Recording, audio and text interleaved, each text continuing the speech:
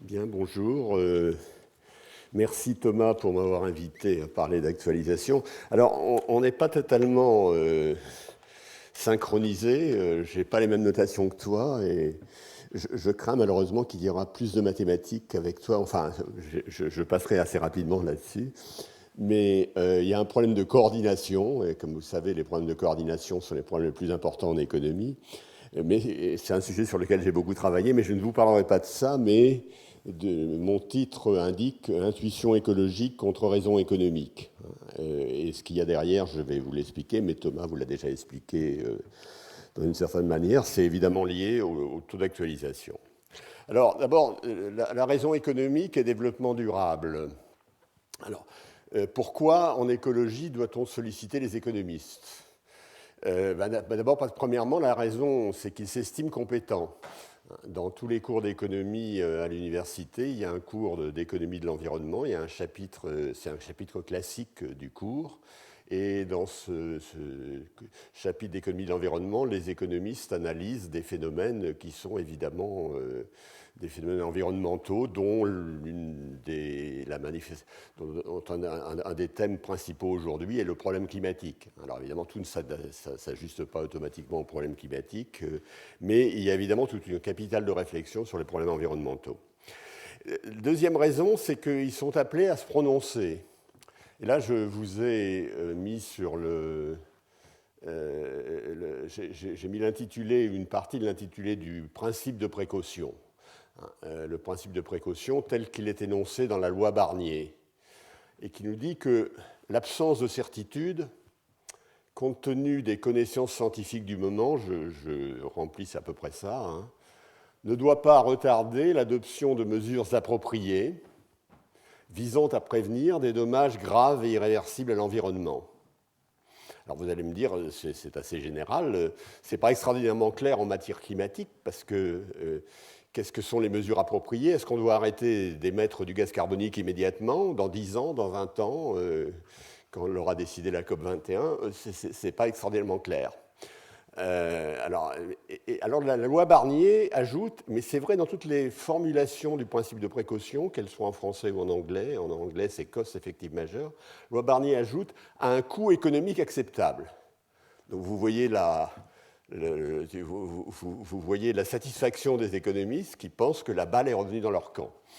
Et donc le problème, l'absence de certitude, c'est vraiment quelque chose qui est clair en matière climatique. Des dommages graves et irréversibles à l'environnement, ça qualifie aussi bien sûr le problème climatique. Mais alors, qu'est-ce que le coût économique acceptable? Bien, pour ce faire, les économistes ont fait ce qu'ils font habituellement, c'est-à-dire du calcul économique.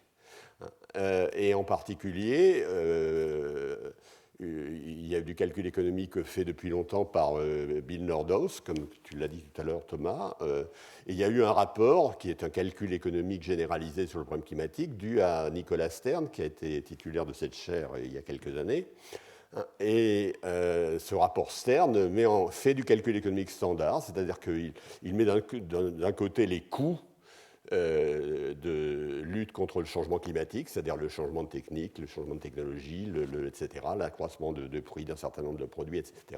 Et de l'autre côté, les bénéfices d'une politique climatique vigoureuse. Et les bénéfices, c'est tous les dommages évités.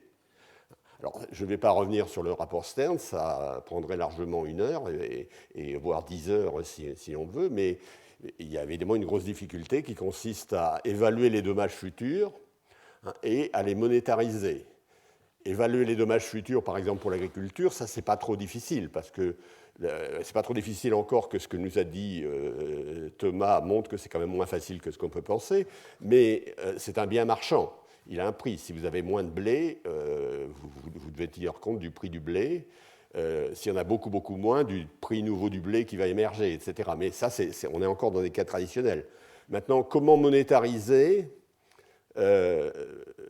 la souffrance des réfugiés climatiques, il pourrait évidemment avoir des centaines de millions de réfugiés climatiques, on le sait. Comment imaginer les difficultés, comment monétariser les difficultés des sociétés d'accueil, etc. Donc c'est un exercice fait avec beaucoup de soin, extrêmement ambitieux, mais dans lequel un paramètre assez essentiel est le taux d'actualisation. Les coûts sont aujourd'hui, les bénéfices sont en grande partie demain, ça peut être dans 2, dans 3 siècles, etc. Et dans le calcul économique standard, dans le calcul économique fait par Nicolas Stern, il y a un taux d'actualisation qui est pris pour ramener chaque valeur future à sa valeur actuelle. C'est ça l'actualisation. Voilà, voilà pourquoi il y a, la raison économique apparaît en filigrane dans notre problème. Là, je vais reprendre des choses qui ont été dites, mais je l'ai dit à ma manière, mais qui ont été dites par Thomas. Nous ne sommes pas parfaitement coordonnés à nouveau. Donc, le calcul économique écrase l'avenir. Hein, dépenser 1 euro aujourd'hui doit créer un bénéfice avec un taux d'actualisation de 10% de 120 dans 50 ans, 14 000 dans 100 ans. Alors là, c'est la logique exponentielle. Hein, c'est le papier plié que Thomas n'a pas réussi à plier 40 fois, mais seulement 3 fois. Et donc, il y a cette logique exponentielle. Donc, avec un taux d'actualisation de 7%, aujourd'hui, il faut un peu moins de 30 dans 50 ans pour que ce soit rentable, 860 dans 100 ans. Avec un taux d'actualisation de 2%, il faut 2,7 dans 50 ans, hein, donc un peu plus de 2%. De 2, et 7,3 dans 100 ans et 52 fois dans 200 ans. Dans le rapport CERN, alors quel taux d'actualisation on a pris dans le rapport CERN? On a pris un taux d'actualisation de 1,4%, qui est beaucoup plus faible que les taux considérés dans la littérature théorique, par exemple par Nordos, ou dans la littérature un peu plus, sur des modèles beaucoup plus simplistes et beaucoup moins complets. Mais les dommages du rapport Stern sont 50 fois plus élevés tels qu'on les mesure, la valeur actuelle des dommages est 50 fois plus élevée avec un taux de 1,4% qu'avec 5%, qui est le taux pris par Nordos. Vous voyez donc là, il y a un sujet de débat, une variable tout à fait essentielle. Thomas a dit beaucoup de choses là-dessus. Je vais reprendre une partie des choses, en allant plus loin, une partie des choses qu'il a dites, en parlant du problème tout à l'heure des prix relatifs. Alors, il y a d'autres dimensions importantes auxquelles je ferai assez peu allusion, qui sont la nature du risque climatique. Mais ça demanderait aussi un sujet. Alors, je vais reprendre maintenant, puisque je dis qu'il y a d'un côté l'intuition écologique et de l'autre côté la raison économique. Alors, l'intuition écologique, c'est qu'avec ces taux d'actualisation élevés, vous sacrifiez des objectifs essentiels à des intérêts secondaires.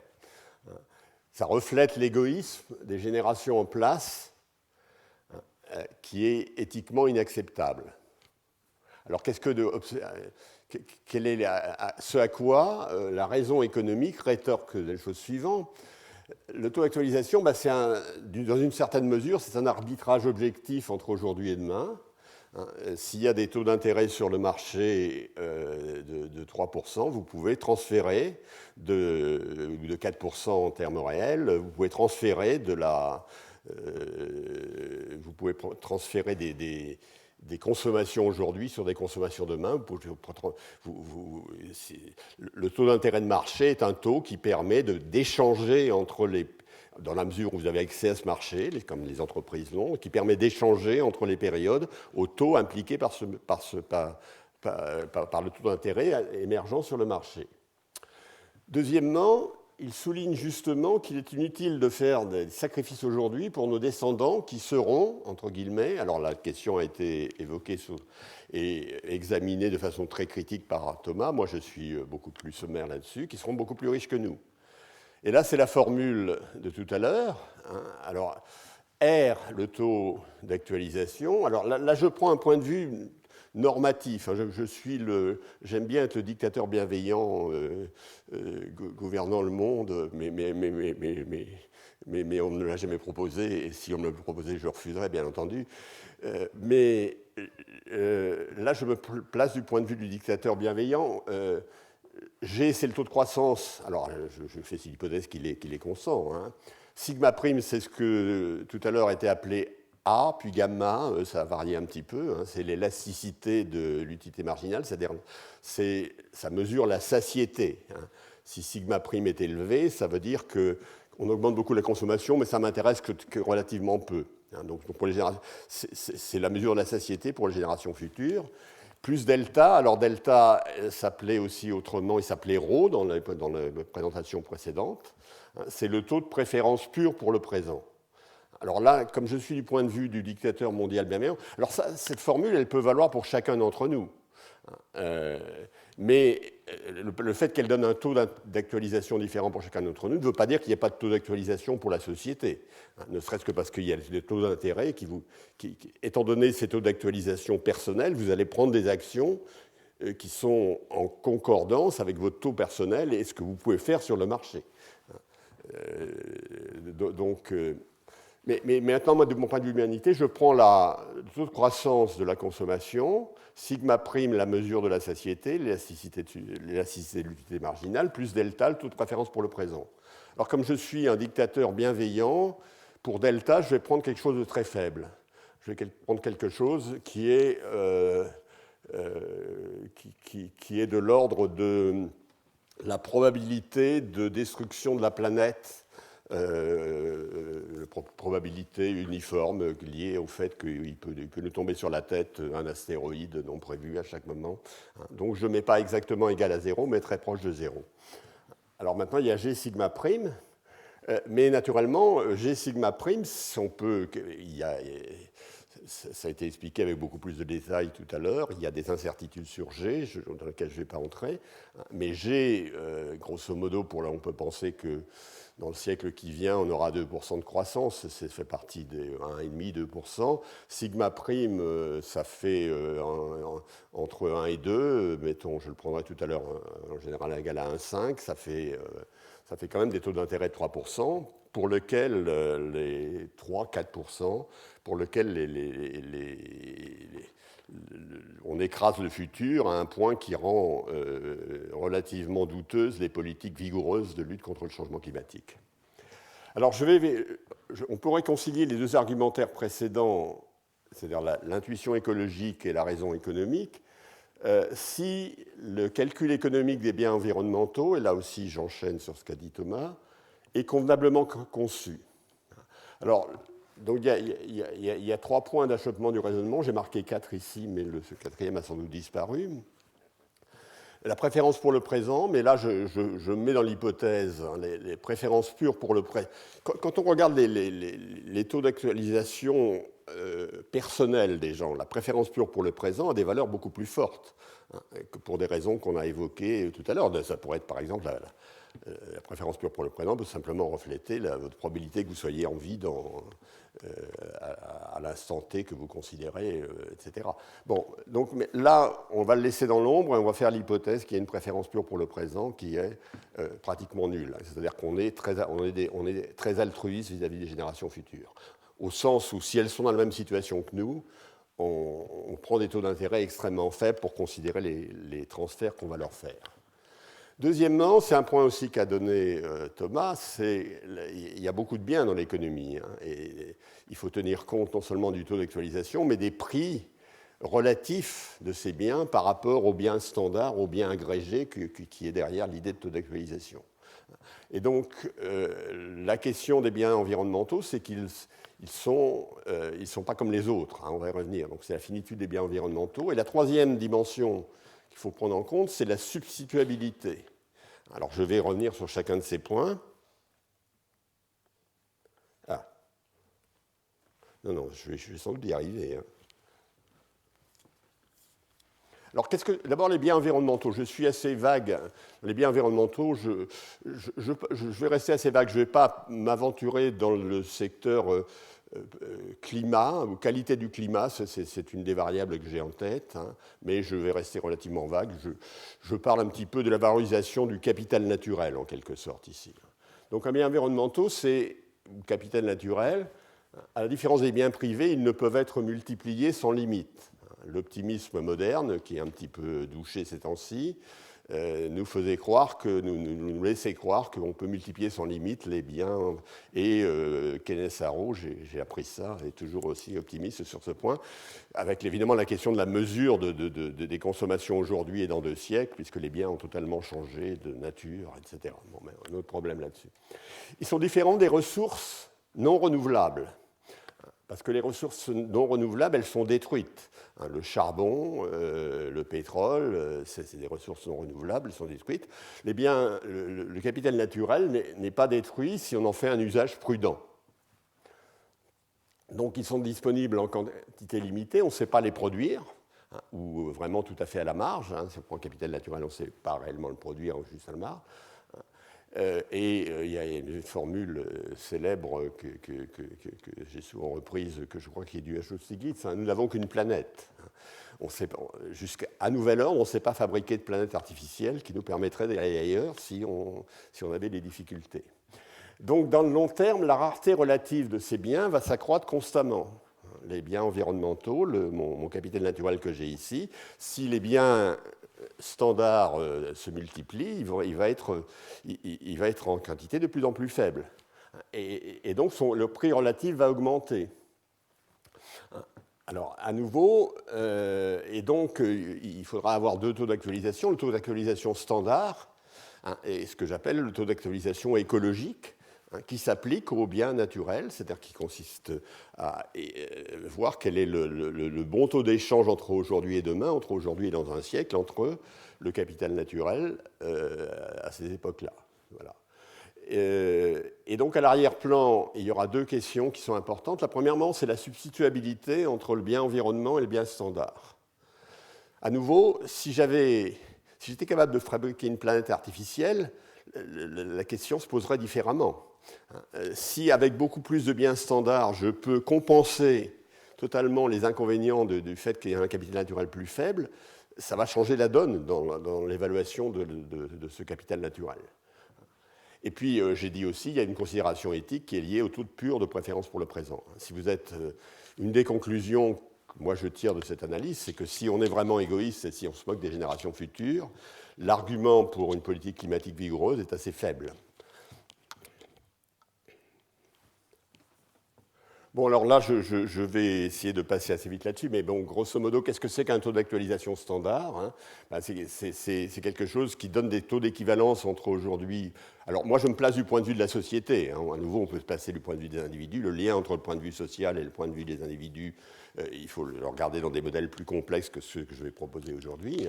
Mais le taux d'actualisation standard, j'abandonne une unité de bien privé aujourd'hui et je donne un plus R à la période suivante.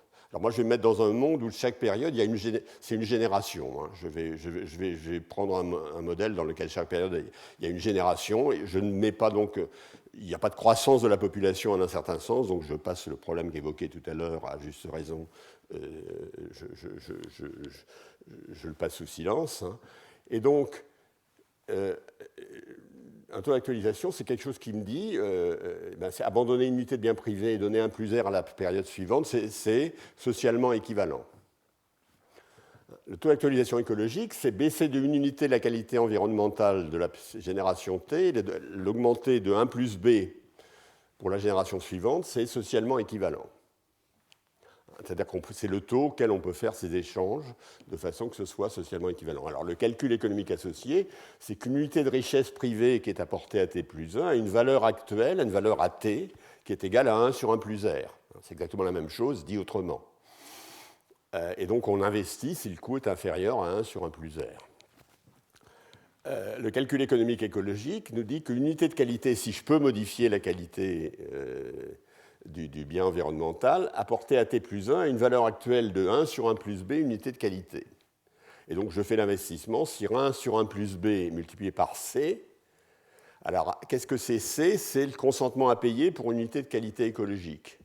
Ça donne la valeur marchande du bien écologique à un moment donné. Je monétarise là aussi. Je fais comme Nicolas Stern et comme les économistes font habituellement. Si 1 sur 1 plus B, C est supérieur au coût de l'investissement qui me donne une unité de qualité supérieure. Donc c'est des règles de calcul économique que j'ai données ici. Alors là, je vais passer là-dessus, mais si vous voulez entrer dans la logique analytique, c'est le point tout à fait essentiel. J'essaie de voir la relation qu'il y a entre le taux d'actualisation standard et le taux d'actualisation écologique. Et là, j'ai la base du raisonnement que je vais Je mets au voisinage une trajectoire. Cette trajectoire est optimale pour la société. Donc, et au voisinage de cette trajectoire, le consentement à payer à l'époque T pour le bien écologique est grand C. Et je vais regarder les deux opérations suivantes. Je regarde mentalement les opérations suivantes. J'abandonne C, unité de bien privé. À la période T, je donne 1 plus R grand C à la génération suivante. Je suis dans une solution qui est socialement neutre. Je transfère avec les taux d'actualisation qui sont implicites à la situation que je considère, que je suppose optimale. Alors, deuxièmement, je peux transférer une unité de qualité d'environnement de la génération T, alors c'est une opération mentale, pour donner une unité 1 plus B à la génération suivante, où B est le taux d'actualisation écologique tel que j'ai déterminé ici. À nouveau, cette opération est neutre socialement, par définition du taux d'actualisation écologique. Mais ces deux opérations, elles sont absolument équivalentes pour le bien-être en T. Elles sont équivalentes du point de vue social toutes les deux. Elles sont équivalentes pour le bien-être en T, puisque je transfère une unité d'environnement de la génération T qui vaut pour elle C unité de bien privé. Donc elles sont absolument équivalentes pour le bien-être en T. Elles doivent être équivalentes pour le bien-être en T plus 1, puisqu'elles sont toutes les deux socialement équivalentes. Elles sont toutes les deux équivalentes en T. Elles doivent être toutes les deux équivalentes en T plus 1. J'écris simplement ça. Ça fait 1 plus B C' égale 1 plus R C, où C' est le consentement à payer pour le bien environnemental de la génération T plus 1. Et alors je dis que C', eh bien, il croît avec un coefficient. Alors G, c'est comme le G du professeur Sterner tout à l'heure. Ce consentement à payer dépend de la croissance de la consommation des biens privés, ce qui est normal, multiplié par un coefficient petit a, multiplié par grand C. Et puis j'écris simplement ce que je viens de dire tout de suite, c'est-à-dire 1 plus B, 1 plus AGC égale 1 plus RC. Et ça vous donne que B égale R moins AG, c'est-à-dire que le taux d'actualisation écologique va être égal au taux d'actualisation standard moins un certain coefficient, alors je vais revenir sur ce qu'est ce coefficient tout à l'heure, multiplié par le taux de croissance de la consommation. Et ce coefficient est en général positif, donc le taux d'actualisation écologique est plus faible que le taux d'actualisation standard.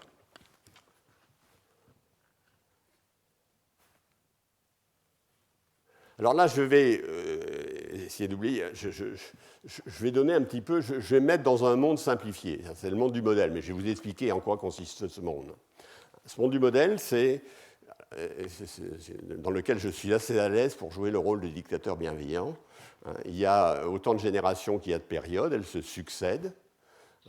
Et il y a deux biens dans l'économie. Il y a un bien de consommation agrégé, que j'appelle, dont la quantité est petit x, et il y a la qualité environnementale que j'appelle Y, ou le volume du capital naturel que j'appelle Y. Et je vais faire deux choses. Alors, s'il n'y avait pas de bien environnemental, j'aurais... Vous voyez la deuxième formule qui est ici, je n'ai pas de... Bon. Tu as un... Oui, un point. D'accord. C'est là, d'accord. Vous voyez la deuxième formule qui est ici, vous enlevez le Y, c'est V de xt égale à, ça c'est un coefficient sur 1 moins sigma prime, V de xt à la puissance 1 moins sigma prime. C'est le coefficient qui s'appelait A tout à l'heure. C'est le coefficient qui mesure la satiété, c'est l'élasticité de l'unité marginale. Sigma prime est élevé, ça veut dire que vous appréciez relativement, vous aimez consommer plus de main, mais vous appréciez relativement le gain que vous avez à cette consommation plus élevée est plus faible. Ça mesure l'aversion au risque, ça mesure la satiété. C'est-à-dire sigma prime est élevé, on est rassasié. Là, j'ai aussi Y. Et alors, Y, je vais le faire entrer... et ce que je fais entrer, c'est une fonction de xt et de yt. Et la fonction que je fais entrer, au lieu que ce soit la fonction simplement de xt tout à l'heure, qui était l'utilité qui serait xt, par exemple. Pardon, oui, tout à l'heure, ce que j'ai dit était valable si au lieu de v de xt, j'empruntais xt. Là, j'ai une fonction qui s'appelle une fonction d'élasticité de substitution constante, dans laquelle vous avez la quantité de biens privés, la quantité de biens environnementaux, et tout ça avec des coefficients un peu compliqués. Le commentaire, cette fonction, alors c'est pour le plaisir des mathématiques, mais elle a une propriété très simple, c'est que sigma, le coefficient que vous avez dans cette fonction, est tel que si y sur x décroît de 1%, c'est-à-dire soit par exemple x croît de 1%, soit y décroît de 1%, bien, le consentement à payer, alors à chaque fois, là au voisinage, vous êtes dans un système dans lequel, comme l'aiment les économistes, pour le bien environnemental, on peut définir le consentement à payer, c'est-à-dire on peut définir ce que la société est prête à payer pour qu'il ne diminue pas d'une unité. Ça s'appelle le consentement à payer. Donc ça, c'est en quelque sorte la monétarisation du bien environnemental. Bien, si y sur x décroît de 1%, parce que, par exemple, la quantité de biens environnementaux décroît de 1%, parce que la quantité de biens standard, ça croît de 1%, alors le consentement à payer, ça croît de 1 sur sigma %. Donc, si sigma égale l'infini, eh bien, à ce moment-là, le bien privé et le bien environnemental sont totalement substituts. C'est x plus y. Comme vous le voyez en regardant la formule, si vous mettez sigma égale l'infini dessus. Mais ce n'est peut-être pas évident. Et donc, il y a 1 sur sigma, c'est 0. Le consentement à payer ne va pas changer. Le consentement à payer, s'il est lié au taux de substitution entre le bien environnemental et le bien privé, qui sont l'utilité étant linéaire dans chacun des deux. Si sigma égale 0, ben, sigma égale 0, et quand la quantité de biens environnemental diminue, eh bien, le consentement à payer s'accroît de une infinité de pourcents, 1 milliard de pourcents. Alors là, on est dans un cas dans lequel le bien-être de la société est le minimum de la quantité de biens privés et de la quantité de biens environnementaux. Si vous diminuez un peu la quantité de biens environnementaux, ben, le fait qu'il y ait, et que vous augmentez la quantité de biens privés, ça n'a aucun intérêt. Vous êtes prêt à payer une infinité à la marge en termes de biens privés pour augmenter la quantité environnementale. Donc il y avait les deux cas. Et donc le paramètre sigma mesure ce que j'ai dit tout à l'heure, qui est extrêmement important dans cette affaire, c'est-à-dire la substituabilité entre le bien environnemental et les biens privés. C'est-à-dire notre capacité en termes climatiques, les mérites de l'adaptation. Jusqu'où l'adaptation peut-elle, jusqu'où l'accroissement de biens privés peut-elle se substituer aux dégradations climatiques. Je reste un tout petit peu vague là-dessus.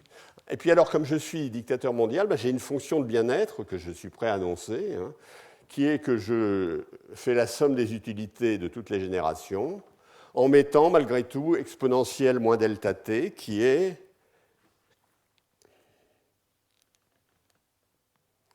donc voilà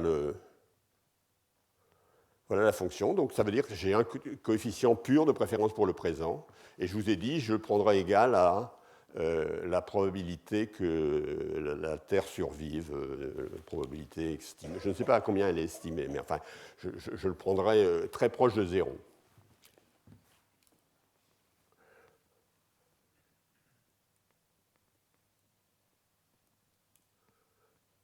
Alors, le premier point de vue que je vais prendre, je vais mettre au voisinage une trajectoire. Dans ce monde, je vais prendre une trajectoire. La qualité environnementale va être fixée.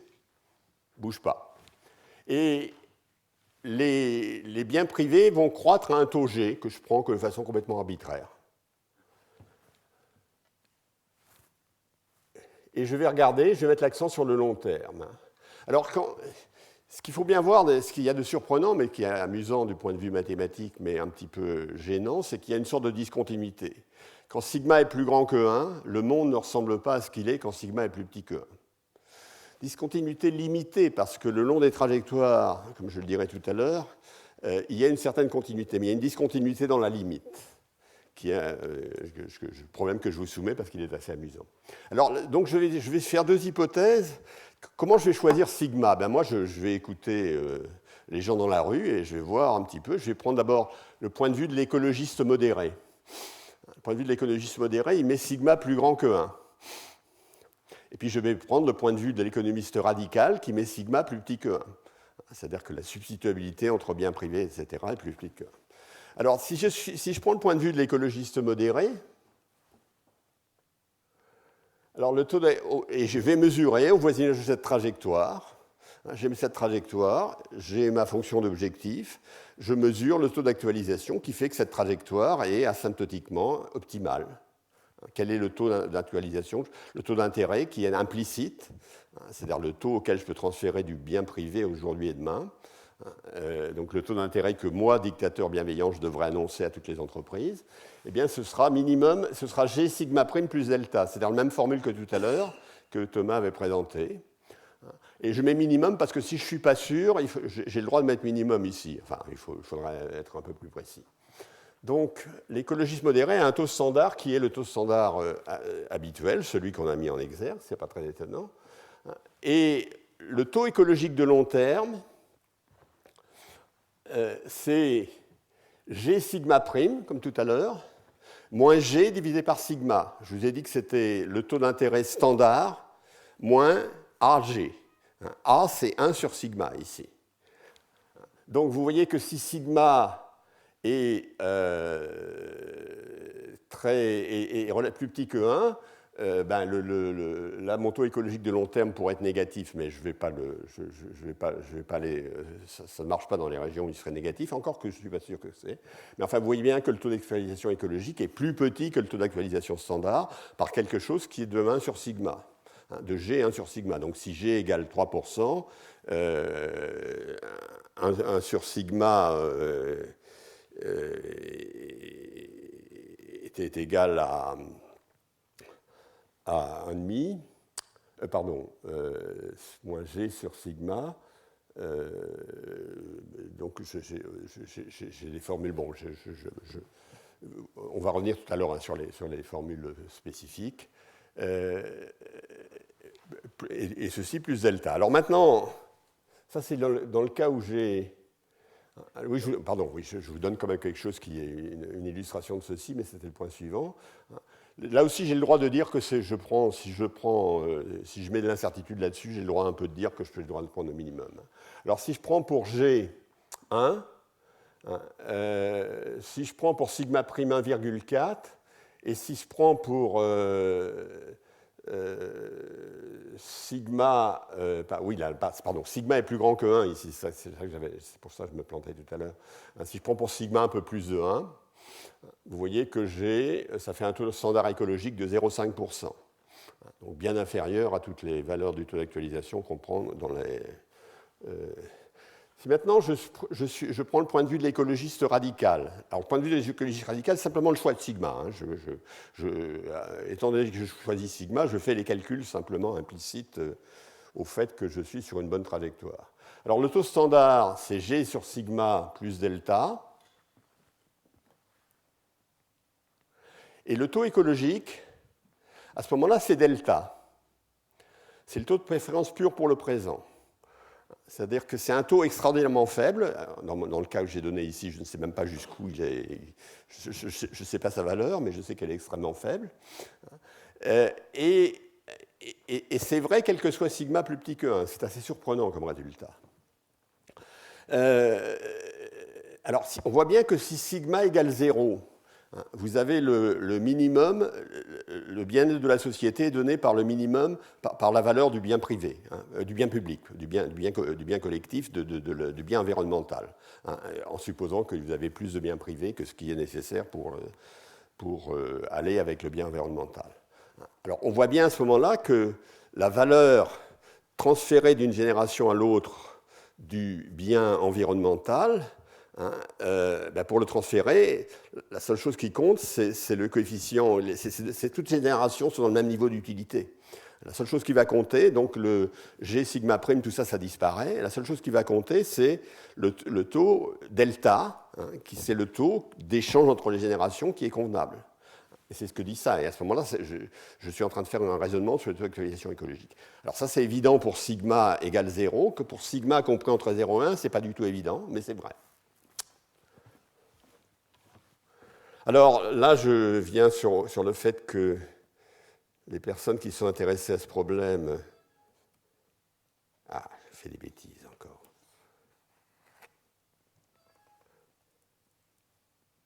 Donc voilà les premiers articles. Donc, là, ce que je dis est lié à ce que j'ai fait, ce que a fait Thomas avec Hall et avec Persson. Il y a aussi des choses faites par Trager.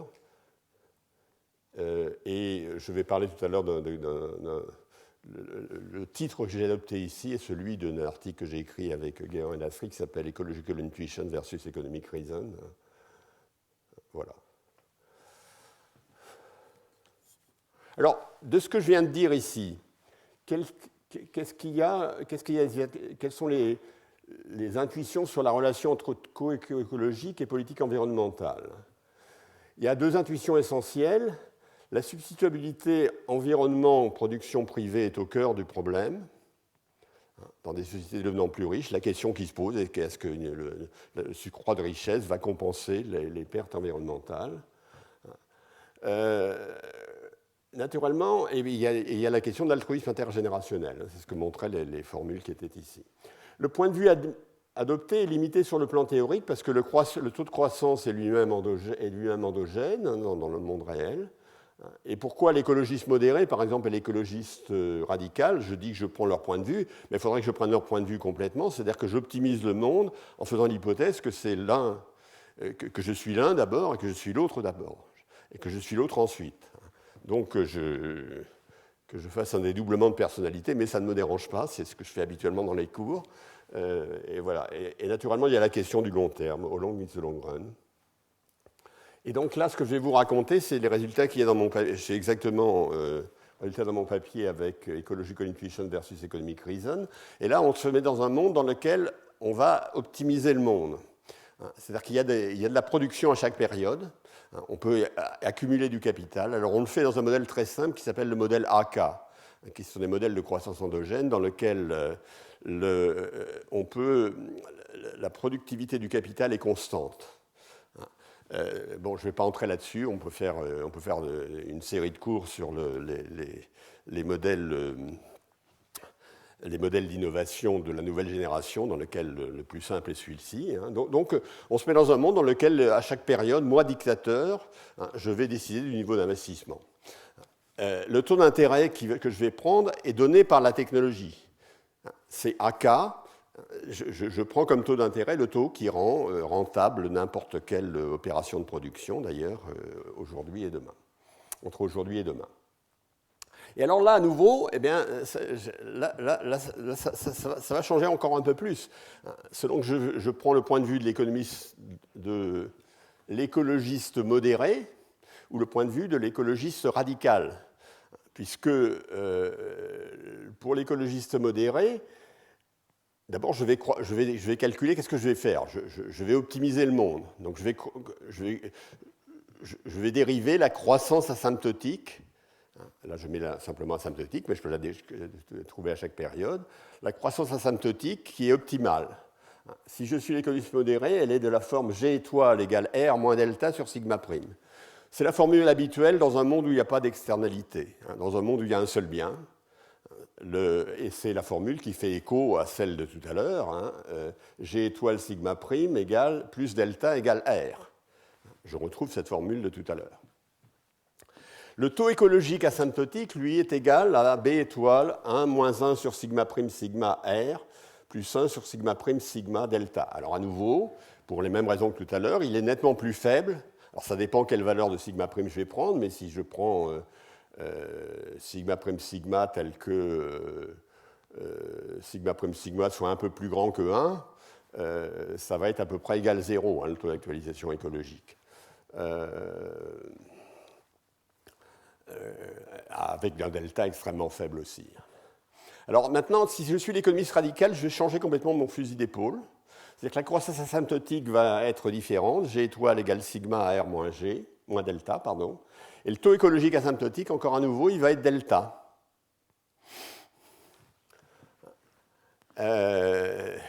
Alors en fait, vous allez dire, je suis schizophrène, il va falloir que je choisisse. Ben, je vais dire, j'ai peut-être pas trop de problème pour choisir, parce que je vais regarder ces taux je vais prendre le cas dans lequel sigma prime égale 1,5, sigma égale soit 0,8, soit 1,2, delta égale 0,1, et R égale 4%. Donc le taux d'intérêt standard, il est de fixer à R à 4%, c'est une donnée technologique. C'est le taux auquel je peux transférer de la production entre les périodes T et T plus 1 à n'importe quelle échelle. Donc, et puis là, j'ai fait passer le taux d'actualisation écologique dans chacun des deux cas. Si je suis l'écologiste modéré, c'est le diagramme du bas.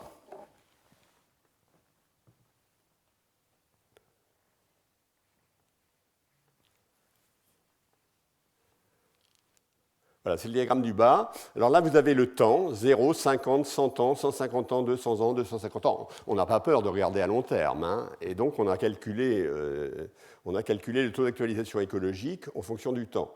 Lorsque je suis écologiste modéré, avec ceci.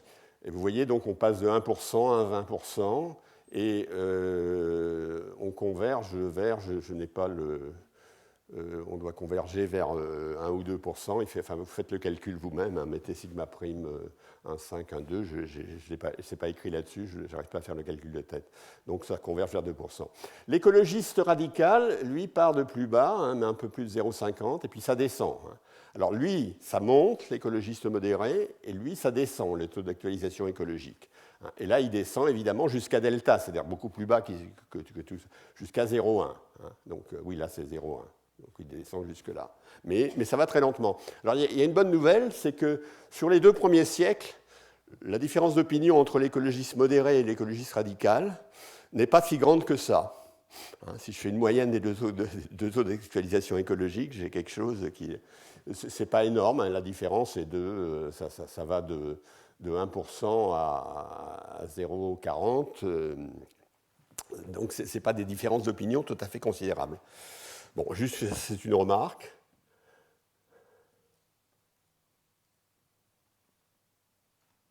Alors, la question que je vais poser maintenant, je vais la poser autrement. Je voudrais me rapprocher du principe de précaution. C'est-à-dire, je voudrais trouver quelque chose qui ressemble au principe de précaution. Et je vous dis, combien je dois payer. Imaginons que le niveau de la qualité environnementale soit Y, et qu'il puisse passer à Y-E, et que ce soit un dommage irréversible à l'environnement. Combien je devrais être prêt à payer pour éviter ce dommage irréversible à l'environnement? Eh bien, la réponse, c'est MX. Je suis prêt à payer X pour l'éviter pour moi-même, pour l'éviter à la période où je vis. Combien je devrais être prêt à payer pour l'éviter sur l'ensemble du temps, donc pour toutes les générations futures? C'est MX. Et il y a une borne inférieure, M est supérieur à 1 sur A, où A est ceci, où A est en fait ce qui était dans le cas de l'écologiste modéré, le taux d'actualisation écologique de long terme. Et là, c'est vrai tout le temps. C'est vrai tout le temps. Donc A, je vous dis tout à l'heure, il était égal à peu près à 1,5%, quelque chose comme ça, ou 2%, je ne sais plus exactement. Et donc M doit être supérieur à 1 sur A. Et si le dommage irréversible a lieu à l'époque grand T, bien M est supérieur à le taux d'actualisation à l'époque grand T, le taux d'actualisation écologique, divisé par A.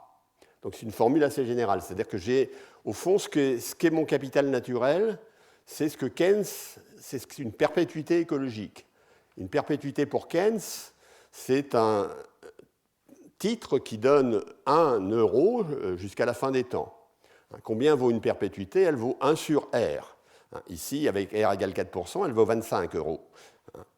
Combien vaut une perpétuité écologique? Elle vaut 1 sur A. Ici, A est un peu plus de l'ordre de 1%, donc elle vaut à peu près 100 fois, elle vaut à peu près 100 si le dommage pour moi vaut 1. Et donc ça, c'est une borne empiriquement qui est très bonne sur l'ensemble de nos données. Alors maintenant, je vais faire l'hypothèse, et je m'arrêterai là, qu'il y a une incertitude scientifique. Je voudrais me rapprocher du principe de précaution. Donc, je vais regarder un dommage irréversible à l'environnement, et je demande combien je dois payer pour éviter un dommage irréversible à l'environnement. J'ai donné une réponse, enfin, j'ai une borne supérieure, etc. Maintenant, je vais avoir une incertitude scientifique. Alors, j'ai supposé que le dommage irréversible à l'environnement va avoir lieu dans grand T période, mais je pourrais le faire avoir lieu maintenant, avoir lieu dans grand T période. Et où est l'incertitude scientifique? Je vais faire une hypothèse un peu grande, un peu lourde, c'est que je ne sais pas si l'écologiste radical ou l'écologiste modéré a raison. Donc je ne suis pas sûr de qui je suis. Hein. Je mets une certaine probabilité au fait que l'économiste radical ou l'économiste modéré a raison. Alors, si l'économiste... Alors maintenant, ça va compter, donc je ne pourrais rien faire. Ceci, je l'apprendrai le jour le jour de la catastrophe irréversible. Je verrai que si l'économiste radical ou l'économiste modéré a raison. Et donc j'apprendrai si sigma est plus petit que 1 ou sigma est plus grand que 1. Là, je suis en cas d'incertitude scientifique. Et la question de combien je devrais dépenser pour éviter cette catastrophe dans un siècle ou dans grand T années, se pose sous la règle de l'incertitude. Qu'est-ce que ça voudrait dire, le principe de précaution? Alors, ce que vous voyez bien, avec les formules précédentes, je sais combien je devrais payer pour l'éviter dans un siècle si je suis écologiste modéré et si je suis écologiste radical. En fait, du moins, j'ai une borne inférieure qui est donnée par la même formule et qui donne des chiffres différents si je suis économiste modéré ou économiste radical. Eh bien, qu'est-ce qui va se passer si je ne sais pas? Je l'apprendrai seulement dans un siècle. Là, on est tout à fait dans la logique du principe de précaution. On ne sait pas ce qu'on doit faire. Alors, la réponse... Alors là, j'ai les équations, mais c'est simplement La réponse, c'est qu'on a un principe de précaution fort. On a un coefficient petit m, qui est le coefficient de multiplication entre ce que je suis prêt à payer aujourd'hui pour moi et ce que je suis prêt à payer pour éviter ceci. Alors là, je fais abstraction du taux d'actualisation écologique. Il faudrait l'actualiser avec le taux d'actualisation écologique plus faible que ça. Et ce coefficient m dit que si je suis sûr que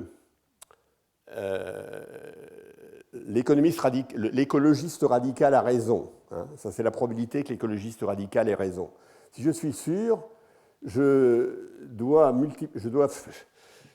payer pour éviter cette catastrophe aujourd'hui 250 fois ce que je suis prêt à payer pour moi, pour l'éviter pour ma génération. C'est considérable.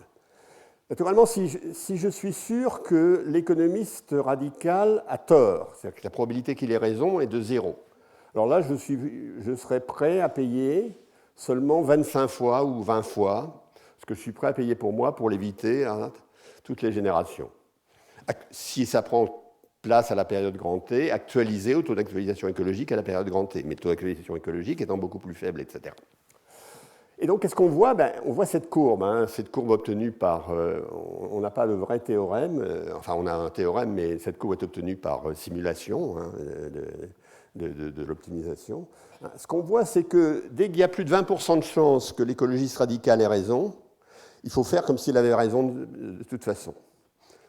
Et moi, j'aime bien ce résultat parce que je trouve que c'est le seul justification du principe de précaution qui me convainc, enfin qui me convainc jusqu'à un certain point. Mais voilà, donc on en est... Oui, alors là, je vais le passer.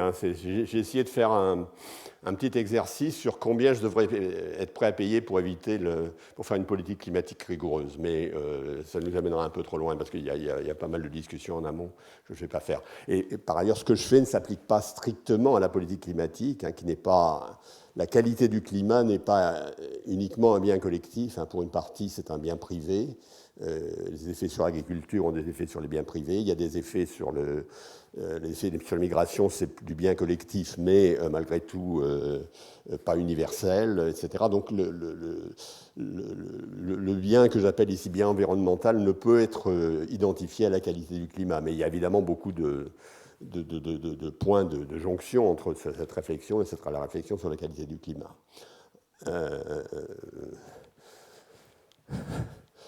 Voilà, ben, je crois que je vais... je suis à peu près dans les temps. Hein. J'ai été peut-être un peu trop vite. Ah ben, j'ai quand même profité pour faire un peu de publicité pour... vous voyez, ça, je vous ai parlé de Nicolas Stern, donc vous voyez sa photo. Euh, Ça, c'est un livre que j'ai qui date de 2005 ou 2006 avec Henri Tulquin, c'est à Mighty Press. Et ben, ça, c'est d'autres choses, hein, sur éthique et changement climatique et pour une politique climatique globale. Voilà, je vous remercie.